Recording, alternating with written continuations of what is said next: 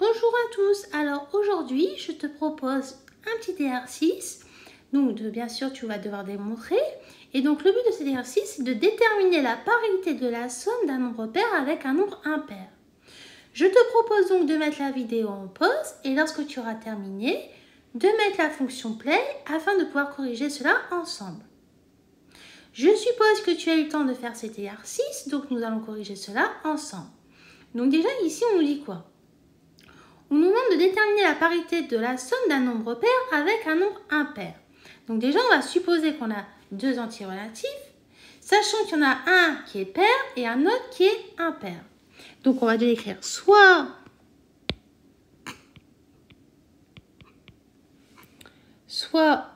on va écrire soit n, un entier relatif pair.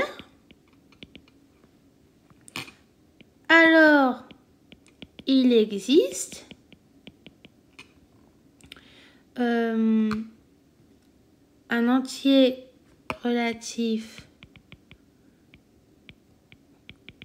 K tel que n est égal à 2K. Parce que comme tu sais, comme on a supposé que n est pair, donc on peut l'écrire sous la forme de n égale à 2K. Maintenant, on va supposer aussi qu'on a m, qui est un entier relatif impair. Alors, il existe un entier relatif K' tel que m égale à 2K' plus 1. Pourquoi? Parce qu'on a supposé que notre m est un entier relatif. Et nous, on cherche à déterminer la parité. Donc, lorsqu'on te demande de déterminer la parité, c'est de savoir si, lorsque tu as effectué cette somme-là, la somme des deux, est-ce que ce sera pair ou impair? Donc, c'est ça la parité, d'accord? Donc, on va déjà écrire en effectuant leur somme, on obtient, alors, on a n plus n, sachant que n c'est égal à 2K, et notre m c'est 2K' plus 1. On remarque quoi? On remarque que le petit morceau qui est là, il n'y a que ce petit morceau-là qu'on peut factoriser par 2. Parce que 1, on ne peut pas factoriser par 2. Donc, ce qui va nous donner, égal, comme tu sais, 2K, on peut écrire 2 fois K, et 2K', on peut écrire 2 fois K', plus 1. Donc, comme je t'ai dit, ce petit morceau-là, c'est ce qui est en rouge. Ce qui va nous donner 2 facteurs de K plus K' plus 1. Donc, pourquoi? Regarde. Je vais te montrer étape par étape. On a remarqué ici qu'on avait... Pardon, je n'ai pas pris le petit surligneur. On a remarqué ici, on avait un 2 et ici, on avait un 2. Donc, pareil, ça correspond à ce 2-là qui correspond à celui-là. Donc, automatiquement, le K qui est là et le K' qui est là, ça correspond au K qui est là, K' qui est là, K et K'. Donc, bien sûr, le plus avec.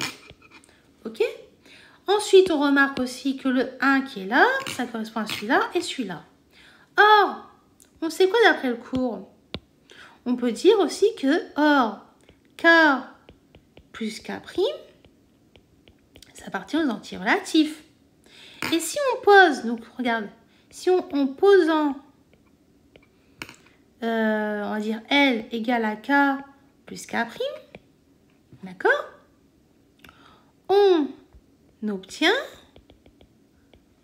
N plus N, c'est égal à 2L plus 1. Pourquoi? Parce que regarde, n'oublie pas, ton 2 c'est celui-là, ton L, bah, c'est ce qu'on avait mis là, et le plus 1, c'est ce morceau-là. Donc jusqu'à ça va.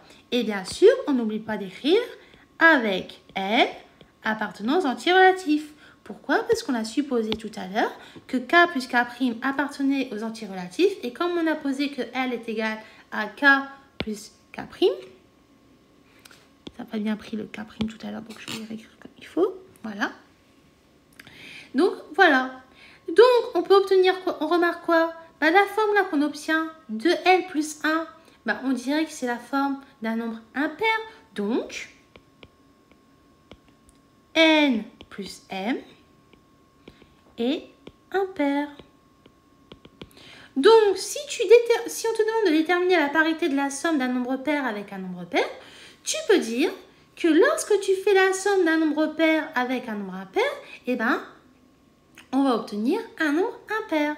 Parce que là, on a démontré dans le cas général. Voilà, donc j'espère que cela t'a été utile et que tu as pu comprendre tout ce que je viens de t'expliquer. Je te dis donc à bientôt et au revoir.